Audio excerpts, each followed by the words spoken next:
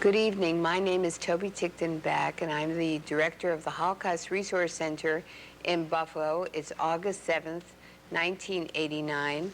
We are at Channel 4, and our guest this evening is Sidney Cole, who has a very interesting story about being a prisoner of war and a liberator. Sidney, will you tell us your story? Well, first of all, the only reason I'm here, and when you called me, I wouldn't have come normally, but when you mentioned would go in the archives of the Holocaust, then that just changed my mind completely. Now, this is something that I put in the back of my mind many, many years ago. I didn't want to think about it too much, and it came out just by speaking to you, when it was 4 or 5 weeks ago, Yes. whatever it was. But that's the only reason I'm doing this, because of the Holocaust.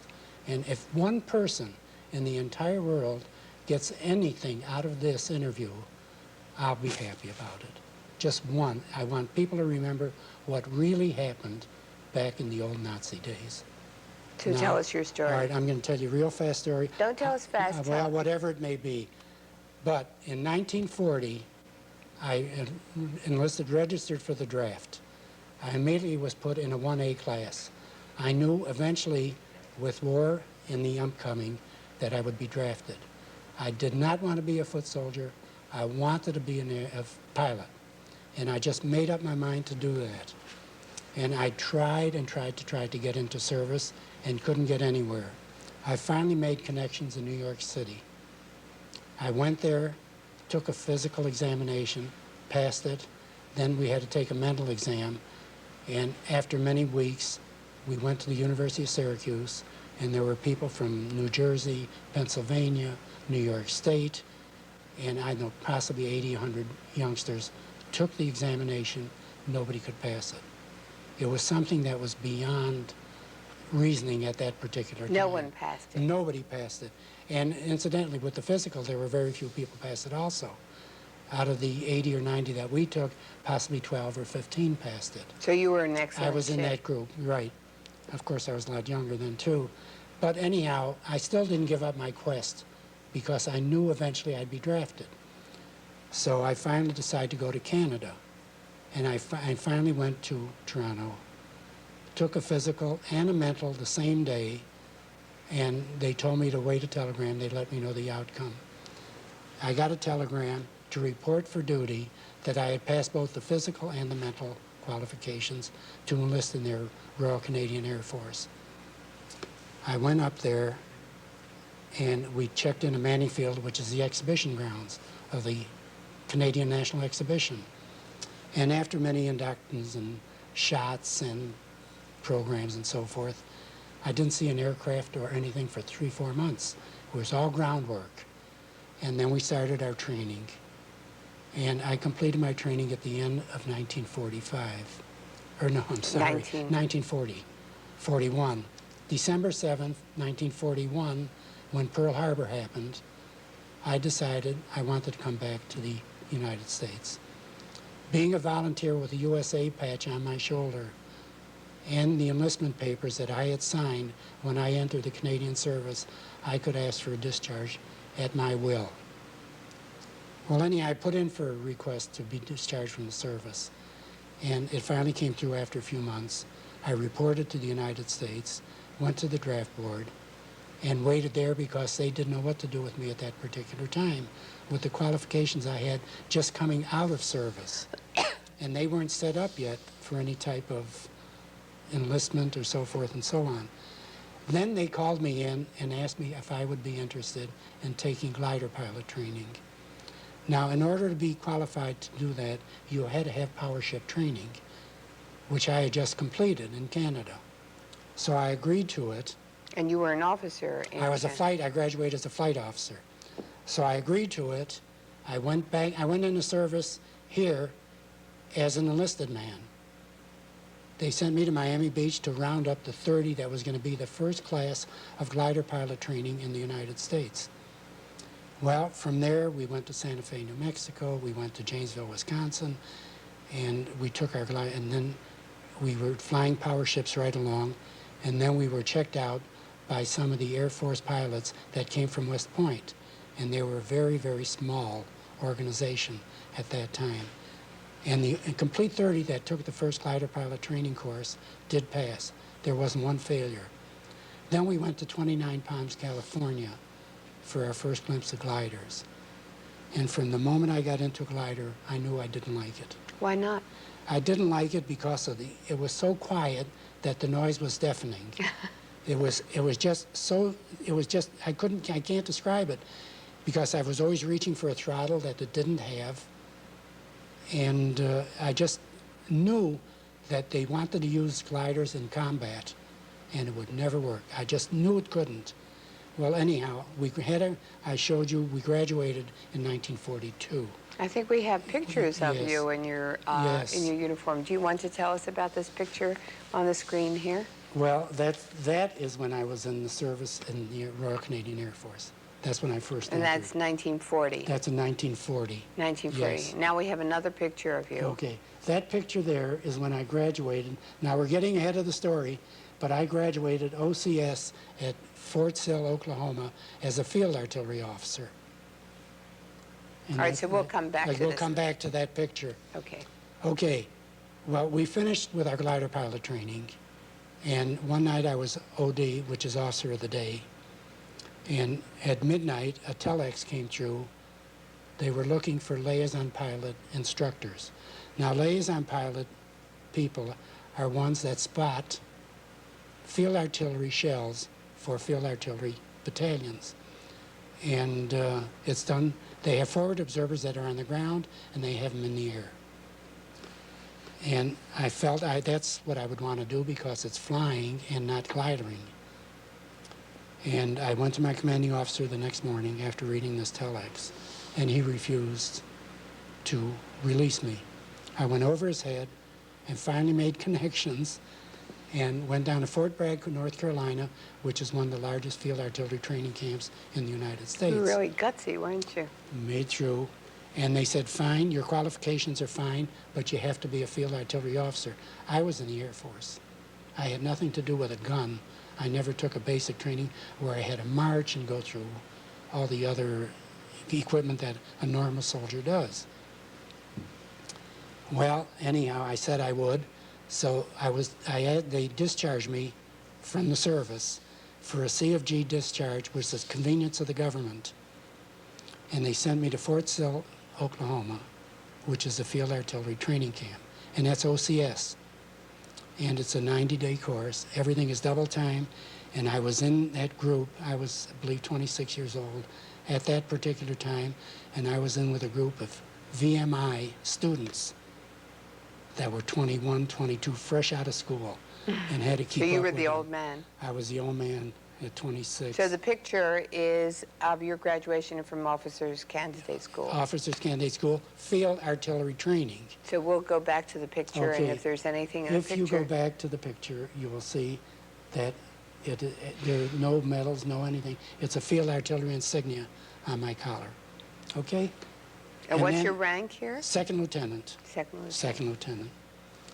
When after a leave at home, when I graduated OCS, they went back to Fort Bragg, North Carolina, and I was an instructor in liaison pilot training. After 3 or 4 months of that, I tired of it, asked for overseas duty, which they gladly recommended and okayed. And I was assigned to a separate field artillery battalion, not with a large group or anything. We were by ourselves. We were sent where we were needed. We were like a SWAT team with a police department. Wherever there was a problem, our battalion went. This is 1944? No, this is 43. I graduated OCS in 1943, September of 43. November of 43, I was back in Fort Sill. I instructed for about 4 months, and that took us to 1944. Asked for overseas duty, immediately assigned to this battalion, went overseas, and then we got into combat in the middle of 44. And then I got to Paris right after the Russians, or the Germans rather, vacated Paris, and we were waiting for aircraft, and they finally came into Orly Field in Paris, and then we went over, and then we were sent on separate missions, wherever they needed us. And that's when I started my combat flying To tell us in about middle that. of 44. Then we were assigned to the Battle of the Bulge. And we had been around Bastogne in early December. And the push started December 16th. And everything was a mass there. The United States Air Force, the English, the Italians, the Russians were coming in, and the Germans had concentrated everything they could, all their power. They brought in tanks from the Panzer Division. From Africa. From Africa. They brought in every available aircraft, every bomber, every foot soldier, every artillery piece they could use, and this was going to be the final push. They were going to take over Bastogne. And where were you? You were in Belgium? Bastogne is in Belgium. Belgium. Yes, and it was called the Battle of the Bulge. And the weather was horrendous. It was midwinter. I'll never forget, I was sent out on a mission Christmas Eve, and I came back and they had turkey at that particular time. When I came back, my dinner was gone. They had used everything up. There were very little food left outside of sea rations and canned food. Well, anyhow, I missed Christmas dinner. I missed New Year's Eve dinner.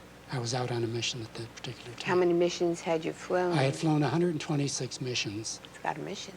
The last mission was the 126th, and that happened January 2nd, 1945. And I had 125 missions with no parachute. No parachute? No parachute at all. Why did you not have We didn't parachute? have them available at that particular time.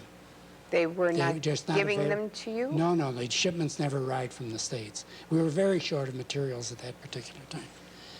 And Just you or, oh, or no, your no, whole... the whole group. The whole Rather group. dangerous going out without parachutes. I Well, you see, we weren't fighter pilots or bomber pilots. We could take off and land and be back in 6 or 8 minutes, and that's considered a mission. And that's why we acquired so many. That's how we could do it. But this particular mission, now January 2nd of 1945, I was ordered into the air at 3 o'clock in the morning. The temperature was hovering right around 4 or 5 degrees. The snow was 8, 10, 12, 20 feet high in drifts. The runways were completely blocked. We need runways to get off. We need a lot of room because of the ice and everything else. And we didn't have concrete. You didn't have any kind of that time. It was all mud and field, just open field. And it was just done by the engineers in a rush. Wasn't because your equipment frozen? everything was frozen. We just couldn't start the aircraft. And we had to drain the oil out of the aircraft, heat it with blowtorches, pour it back in, and finally took off. Now, with this type of aircraft, the only heat in the aircraft is a manifold heater. And that shows very little heat. And you can't wear boots because the rudders and everything are small, and you have to operate with just your feet, and you have to wear very normal shoes. Luckily that day I put on a bomber jacket, which was warm. Normally you would not have, is that what No, you would wear just flight clothes, which is a thin nylon jacket and suit. And I was ordered into the air. I had been up around 2.5 hours. My fuel was getting low. We couldn't spot too many of the field artillery shells because of the snow-covered ground, and we finally called for smoke bombs. And when a shell hits the ground with a smoke bomb, it sends up a column of smoke. Then you can zero in and observe what you're doing and zero in and be able to get aircraft and field artillery shells where you want to put them. And Did you see a lot of enemy at that point? at that point, there was so much confusion.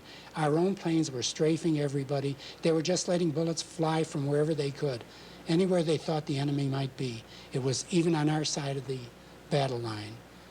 And it was just a state of confusion. The Germans were confused, our forces were confused, but everything was going. You just couldn't believe what was happening there. It was just a complete state of confusion. And my field artillery officer directing the ground fire would not let us come down. And when I told him our fuel was getting low, he said, go within 6 minutes and try to get back.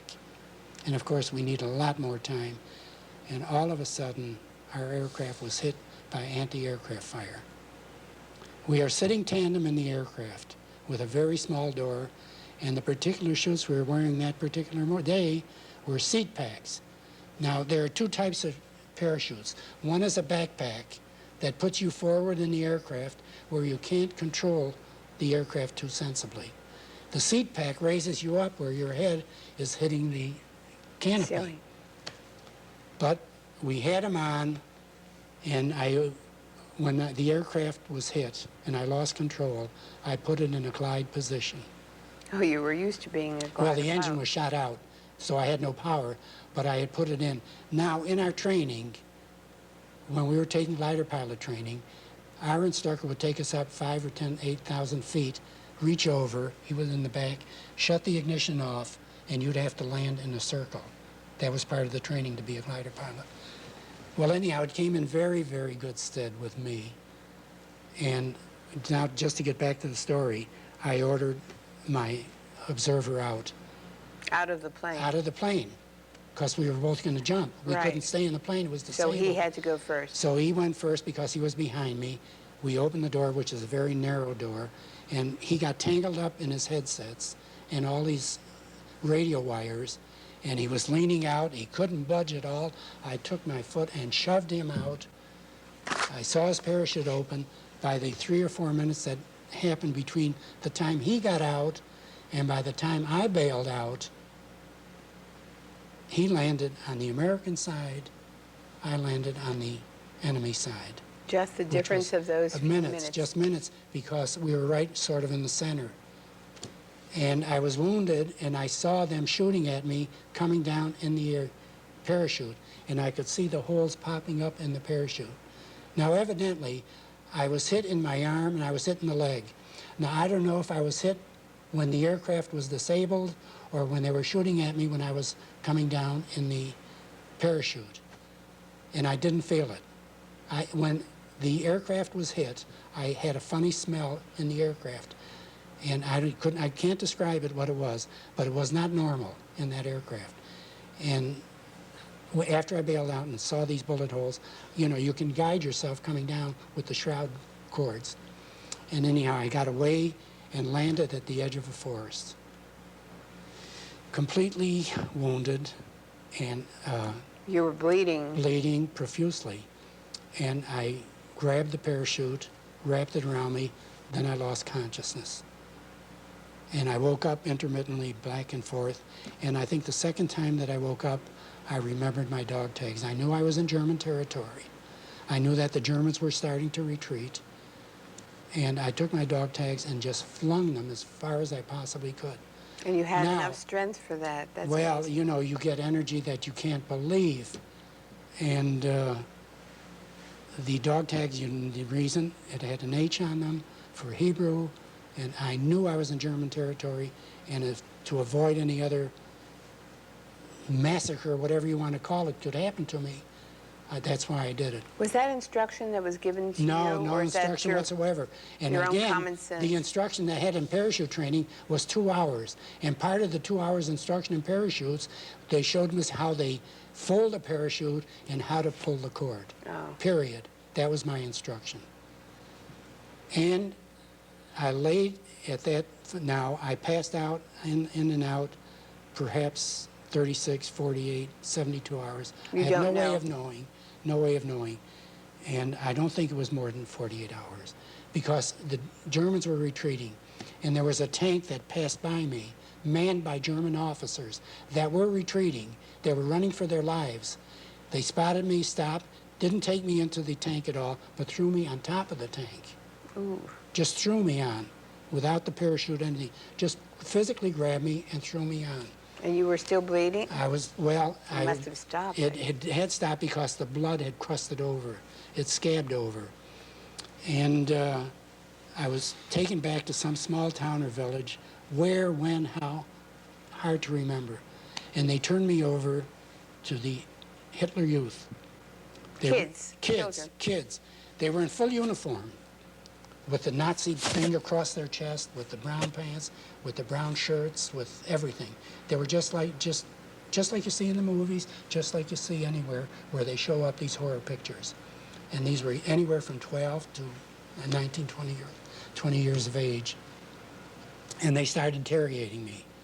And when I didn't answer properly, and they could speak very little English, some of them could, but not enough to convey anything that I would understand.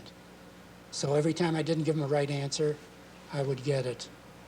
And they never would hit me in the face. It was always in the body, in the groin, in the shin, on the shins, and so forth. But they couldn't understand what information you could possibly give anyway. They were just so incensed by being a Nazi. They were born and raised in that era. Their families, their fathers, their mothers, their They were whatever. just hating They were just American. hated them, and Americans, especially when they had a pilot, because we bombed their cities, we ruined their beautiful Berlin, all the buildings were shut down, all their culture, and they just had a hatred for pilots like you couldn't believe. Well, anyhow, when they got through with me, they threw me down in a cellar, locked the door.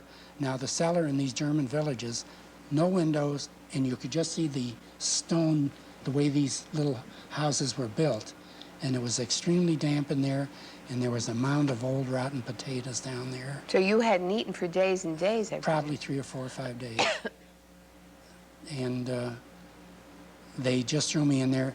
Then the next morning, for some reason, I was put on a truck, not a other vehicle, thrown in the back and taken to a Red Cross tent where they were treating German soldiers.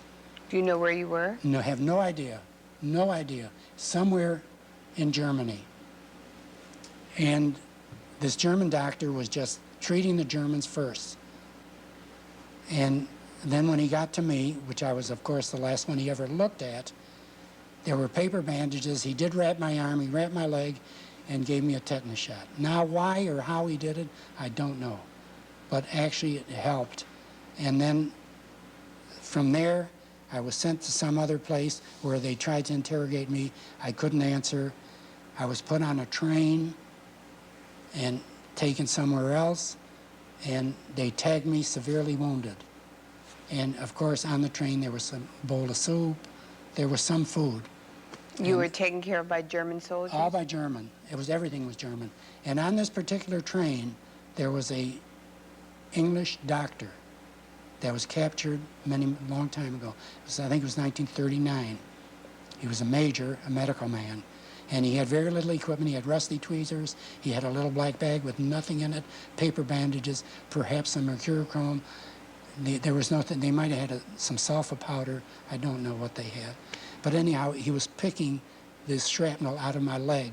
He couldn't do anything with my arm because the fragments were too small and they were embedded too deep. And he couldn't open up the scar on a train, a moving train. And there were other prisoners on the train. Were you in tremendous pain? Well, there was no such thing in those days as pain pills or anything to alleviate it. It was just the way you were. The way you were, that's the way it happened. And that's the way you stayed. And then I went from camp to camp to camp.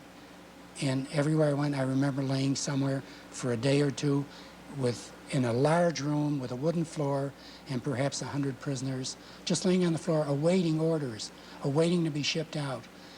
And finally, I got to a stalag, which was a prisoner of war camp. And the stalag was ironically 4F. 4F, that's something you would remember. In the meantime, they had wired a dog tag on me, a German dog tag, when I got to that camp on my bad leg. They wired with it on wired on, tight. It's amazing you didn't get a tremendous Gangrene infection. or infection or so forth. But I think the tetanus shot overcame a lot of... We have a tape of your Stalag dog tag. Can we see it? Oh, can you? It has your numbers on it. It has the numbers that was assigned to me as a prisoner of war. Now, somewhere, if the records are still available in Germany, it would show Stalag 4F, a date I was brought there, my name and number. Now, where or when, I don't know. Would you tell us about life in a Stalag? Okay, now, when we got to the Stalag, there was a captain who was the senior ranking officer and 3 other officers, myself and 2 other officers. And of course, the first thing we did is have a meeting of the officers and to see how we were going to handle ourselves and our escape routes, what would happen if we're ever liberated, what would happen if we ever overcame the German guards, and we were split up into different battalions. And I was charged of Battalion 3, and there were possibly 80 prisoners under my command. All American? Mixed. There was English, there was Italian, American, and so forth. And we were the only ranking officers there. The rest were enlisted men. Now, incidentally, before I go into this thing here, anybody that was Jewish was called and taken out in a work party in this particular Stalag 4F, and I never saw them come back. Oh, you never saw them come back? Never saw them come back. Rosenberg, Finkelstein, Cohn, whatever it may be, 4, 5, 6 at a time, were taken out. They were assigned a work party, never saw them come back. Whether they were killed, whether they were transferred to another Stalag, I don't know. I presume they were dead. They were executed. And nobody ever knew you were Jewish? No. When I threw my dog tags away, when I was interrogated, and they started registering my name, I told them that I was Protestant. And did they ask you anything about liturgy? They didn't bring up religion whatsoever. Beyond that point, what is your religion? What's your age, your name, your rank, your serial number? Where were you born?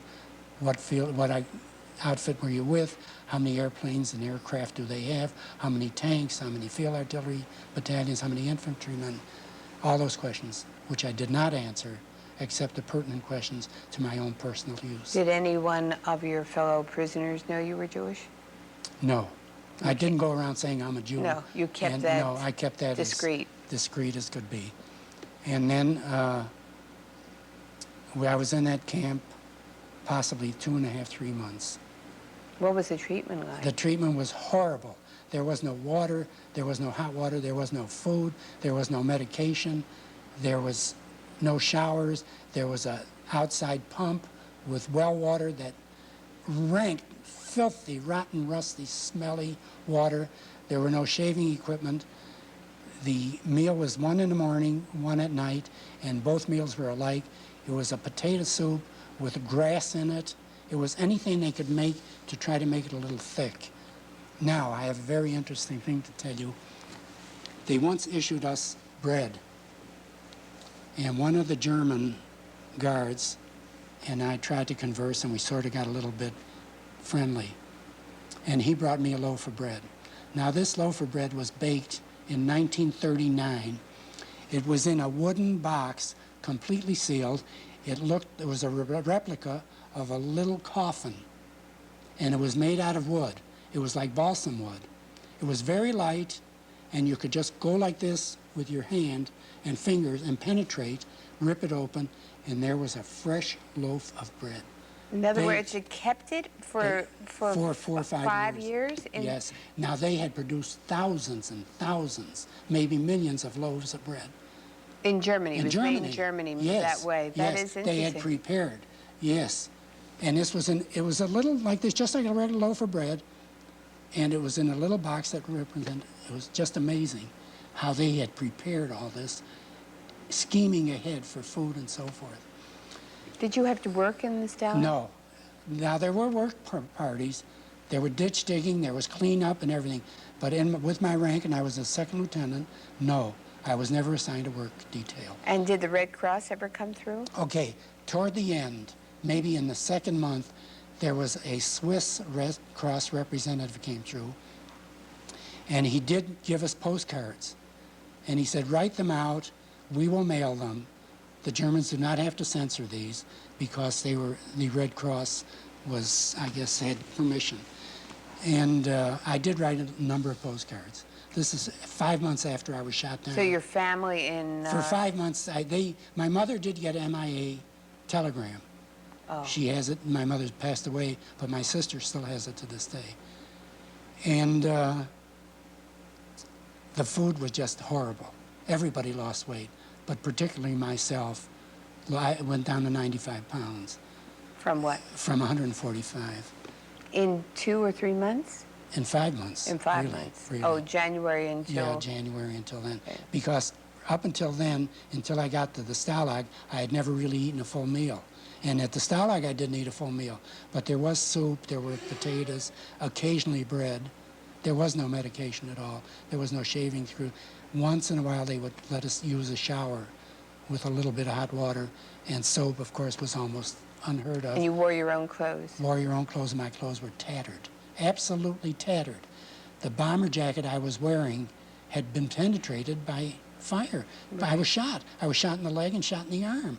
My left sleeve of this bomber jacket was completely tattered. They didn't ever issue clothes. The socks I was wearing were rank, the shoes, everything.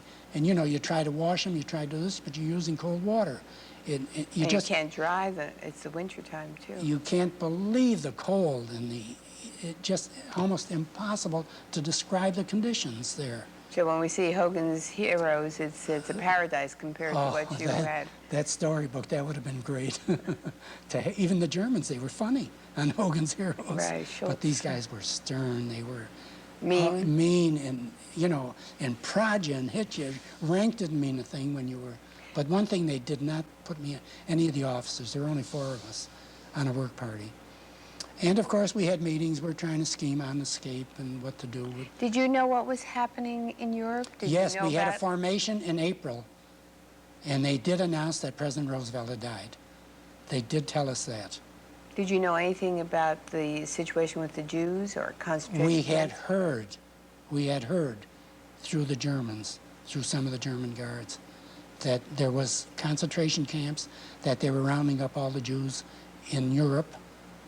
And it was just a horrible, horrible thing to hear and listen to. Because you, being a prisoner under a Nazi and German rule, and your life in danger, you know, any minute they could say, well, we don't like your looks, take you out, and that's it. They didn't have to answer to anyone. A guard didn't have to answer to anyone. If he decided he didn't like you, he took you out and he shot you. It was just another one. Did anything like that happen in your group? Yes, I did. There were work parties that went out. Oh, the work parties. Yeah, and most of the Jewish boys that went out, I never saw again.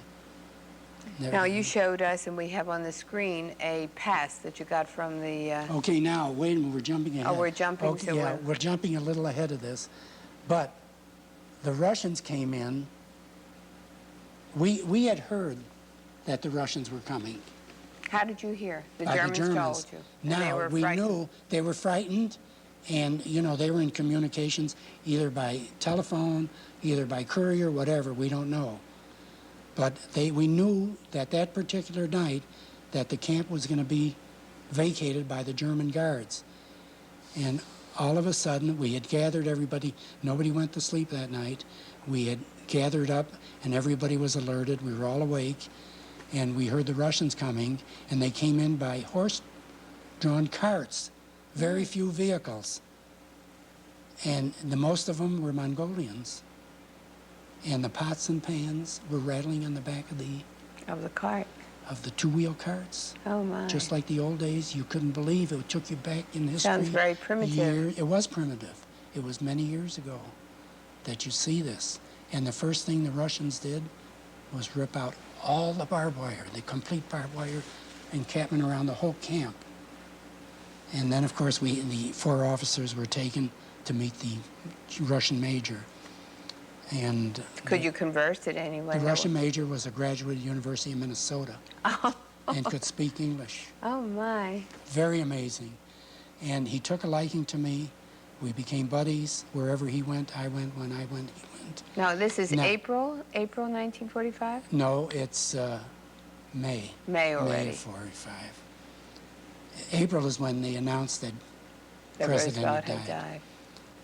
And the Russians came in with medical personnel also. And they assigned a female doctor to me, to handle me. And then, of course, they had sick call. They had perhaps 3 or 4 or 5 doctors with them. They were all female, incidentally. And I don't want to get ahead of my story, but back in Russia those days, they took a girl that was born and registered, and they went into the house. They said, this girl is going to be a doctor. This girl will be a dentist. This girl will be a college professor. And they were taken by the government, raised by the Russian government. Oh, taken out of their homes. Taken out of their homes. Not captured or not against their will, But that's the way the Russians built up Their cadre cadre. of professionals. Yes, right. And this girl was very young. I assume she was around 23, 24.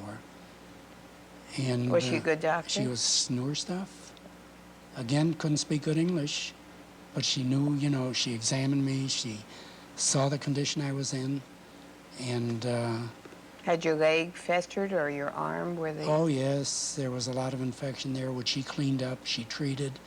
Then they went out and they sent people out, they slaughtered cattle, they brought in chickens, they brought in eggs, and started cooking and having feasts and Well, everything. how many prisoners were you that you had? There were 4 officers and possibly 250 to 300 enlisted men. So then you got very good treatment. We got excellent treatment by the Russians. I couldn't believe it.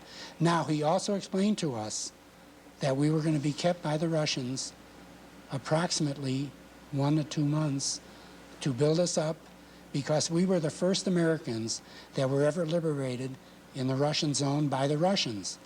And they were awaiting Russian prisoners liberated by the Americans for an to have exchange. an exchange. In the meantime, I had gained some strength. The Russian major and myself and a party went scouring the country, possibly for drugs. We broke into pharmacies and just took what we wanted, and we needed medical supplies badly and so forth. We ran into some of these satellite concentration camps. Oh, so you went into concentration We went camps. in. Now, these are not prisoner of war camps. They're not stalags. No. These are German, Nazi, Holocaust, whatever you want to call it. Concentration camps. And what did you see where there? most of the Jews were kept. And the first Jews I ever saw were in a barn, just inside the camp, in a barn, away from the big dormitories and from the big compounds. I think we were possibly anywhere around 25. The most horrible sight I ever saw in my life, with heads that had swelled up the size of perhaps a soccer ball, a volleyball, and the limbs. You can't describe it. They're just bones covered with skin. No flesh whatsoever. No flesh in the cheek. Nothing on the hands. No flesh at all. Just skin and bones. And you could just see the groin just sticking out the bones. They looked like a skeleton. Why do you think they were separated from the others? Well, they just probably didn't have enough room to keep everybody there. They put them wherever they could find room.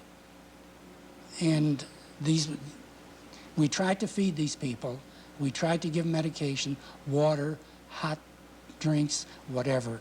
Nothing. They all died. They all passed away. They just could not consume food. They were too far gone. In other words, they were living death. If they didn't want to shoot them because it would waste a bullet. Now, how did you know they were Jews? There were stars on them. Oh, they There had were the yellow stars on them. They were in the pajama-type stripes. And, of course, they started talking in Jewish, which I could understand. And then, of course, the Russian major, of course, knew I was Jewish. And then, of course, everybody knew I was Jewish after that. Well, it didn't make any difference. It didn't you make were a bit saying. of difference, no. And I never denied the fact after that, because we were liberated. Do you know which concentration camps you went into? You know, it was so confusing there. Because we do know the Russians liberated Auschwitz. Yes, I was with, I think it was Auschwitz. And there was another one not too far from there. Bergen-Belsen. Bergen-Belsen. I was just going to say Belsen. And we had seen all this. Now, I saw the trenches there. They hadn't been covered yet, with thousands, or literally thousands of bodies, just helter-skelter, just thrown in there. And they were all skeletal-type people in there. And they were freed. There were no Germans around there either. But these people couldn't maneuver. They were just too They were ill. just too far gone. You couldn't believe what you saw. You thought it was something that you couldn't. I can't describe it. And emotionally, I was just gone with seeing something like that and knowing these were all Jewish people. I couldn't believe what I saw. And that was it. And then just to then realize how you were a prisoner there for 5-6 months with this type of person, and to come through it. You know, I'm really surprised they didn't just wipe out the prisoner war camp. They didn't have enough food themselves. They didn't have enough water. They didn't have enough fuel for their aircraft, for their tanks, for their vehicles. They didn't have enough food for their soldiers. They didn't have medical supplies. Everything the Germans had was ersatz. There were no such thing as gauze bandages. Well, Everything was paper. This was the end of the war. The end of the war. Everything was gone. When were you liberated? Well, I wasn't. When did you actually leave the Russian? In July. In July. And we had a tremendous ceremony with bands and music and speeches, and it was like a light opera. There was Russian songs, there were Russian dancers, there were American generals, and then right after the ceremony, when they turned the American prisoners over to the Americans and the Russians turned the Russians over to them, I was flown right to Paris to be interrogated by our own people to see, because we were the first prisoners to be liberated by the Russians. We were the first camp, the first stalag to be liberated by Russians. And they wanted to know what treatment we got, what the Russians did, how they acted, and everything. Of course, we were allies at the time. Yes. There were only good words for them. Right. And were you in good physical and mental shape? No, then? I was a little strong because I had fought every minute of I wouldn't let myself lay down and say, I'm ill, I'm going to act ill and be ill. I just fought mentally to keep my strength and to keep going. And I did build up a little bit. There's no question about it. And after I was interrogated by the generals in Paris, I was sent to a camp to be built up. And that's where, with the eggnogs and the cocoa and... that was in France? In France, and all the medical things that you could think of. There were psychiatrists there were psychologists there were legal people there. There was a PX, of course they stripped me immediately. Go into the PX, pick out whatever you want as far as clothes is concerned. Must have felt like Cinderella. Well, not really, you know, it was just, there was no happiness there. It was a feeling of elation that I'm free, but how am I? How am I going to act? What's going to happen to me? I don't know. Because myself being a POW didn't affect me as much as going into these concentration camps. That's what really set me off. You were That in I shock. couldn't take. I couldn't believe this was happening. And like I told you before, that I wouldn't have come for this interview had you just not mentioned the Holocaust. Holocaust And you Resource told me that this will be shown to some person somewhere in the future. If one person ever remembers this and sees it and gets some good out of it, then I'm very, very happy about it. Because this is bringing back things that I didn't want to bring back. That you really that I wanted had to put in the suppress. back of my mind that I hadn't thought about. Now, after I came out of service, I was released from service in 1946. I was home exactly 6 weeks. 6 weeks. The first thing I did, I joined the downtown YMCA, and then I went into business. I opened a used car lot right downtown behind the YMCA. That was my first used car lot. You That was just in wanted to get on with 1946. normalcy. I had to get on. I was single. I was not married at the time. And I just wanted to get in to try to forget and put everything in the past.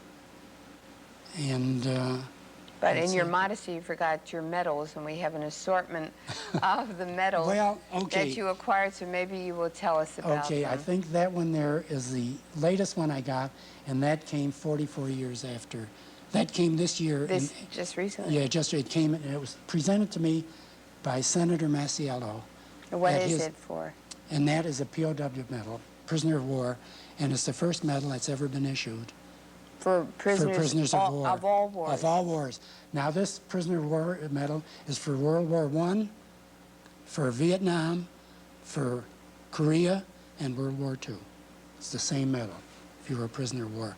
You had to be a prisoner of war a certain length of time. So there were many medals like that given out. Yeah. And, Now we have an assortment of other medals. okay. Now, the one on top you see there are the wings that I wore. L is for liaison pilot. We were different from other pilots, liaison pilots, because we were assigned to field artillery. And the other medals, there are 2 air medals, there's a Bronze Star, there's 2 Purple Hearts, and there are a lot of recognition medals, which I did not bring for being in a certain theater at a certain time for meritorious service. Oh, ribbons. Ribbons and so Ribbons. forth. There were actual medals, but I just didn't bring them. Now, you are wearing a caterpillar pin on your lapel. Okay. Do you want to Okay, the tell us caterpillar about that? pin.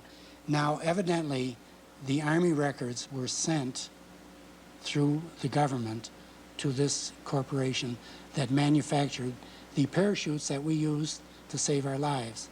And the way you get into the Caterpillar Club is when your life is spared by the use of a parachute. Oh, And when we bailed out of our airplane, we both had parachutes on that were manufactured by the Switlik Company. Switlik. Switlik, and S-W-I-T-L-I-K. And it's a very, very closed, small Sounds club, exclusive. exclusive club. And right now, I don't think there are too many left wearing this pin. And Did that's- you get this recently? No, I got this back in 45 or 46. I can't remember when, but I believe it was 45. Yeah, that they sent it with a big letter of commendation and thanking us for using a parachute. And it was a very gushy letter, you know. It was just Why a caterpillar? because of the silk parachute. Oh, silk See, parachute. I yeah. see, Now the caterpillar. parachutes are made out of nylon. See, I and it's see. a different type. The kind we had was the great big circle one with perhaps 25 or 30 shrouds coming down that's strapped around your leg, around your shoulder, under your armpits and so forth, with the release ring. It was a ring right at your chest. You pounded it, the ring came out, and you pulled the ripcord. And when you were free, if there was enough air current as you're falling, it would open the flaps and the parachute would pop. Hopefully. If you were Hopefully. lucky, Yeah. and you were lucky. But there were very few casualties where I would say where a parachute did not open.